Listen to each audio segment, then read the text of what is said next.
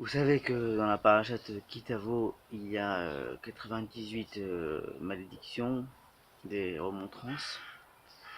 Et la Gemara, dans le traité de Megillah, à la page 31, nous dit que Ezra Sofer a institué la lecture de ces malédictions, de ces remontrances, euh, avant Rosh Hashanah. On sait bien que là, voilà, on s'approche de Rosh Hashanah. Et que donc Ezra Sofer a institué la lecture de cette paracha Kitavo avec les malédictions euh, spécialement avant Rosh Hashanah. Et pourquoi?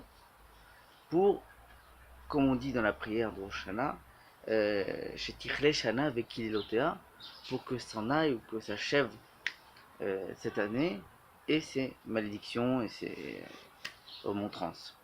Donc les malédictions qui sont dites dans la Torah, on les dit à la fin d'année pour que l'année s'achève avec. Mais pourtant, il y a quand même une petite question. C'est que entre la paracha Kitavo et Rosh Hashanah, il y a plus qu'une semaine. Donc c'est pas juxtaposé en fait. Il y a quand même un peu de temps libre entre les deux. Il y a un Shabbat.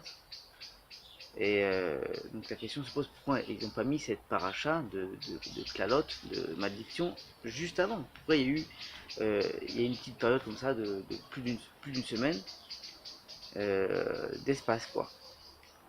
Et alors nos sages nous expliquent de façon très jolie que en fait, est-ce que la tchouva, le- le- la repentance, est-ce que de faire des introspections, ça se fait si vite? Est-ce que c'est parce que voilà, on a fini de dire les remontrances, ça y est, on a pris sur nous une introspection, de réfléchir à nos actes? Non, c'est quelque chose qui se fait avec un peu, qui s'élabore avec du temps, qui se travaille. Donc ils ont dit, on va mettre les remontrances pour finir l'année avec les remontrances dans Kitavo, mais on laisse quand même une petite semaine, même plus d'une semaine, pour laisser le temps à la personne de faire chouva, de continuer dans les stérodes, de continuer dans les cours de morale, de moussard, de continuer son étude de la Torah, ses prières, parce qu'on sait très bien que rien ne se fait en un instant. C'est pas parce qu'on aura dit les dernières remontrances que ça y est, hop, la, on est propre, on est prêt. Non, il y a encore du travail à faire, il y a encore des efforts à faire dans cette période de Elul, où on se rapproche à Kadosh Baruch et à Melech Bassadeh, que le roi est parmi nous.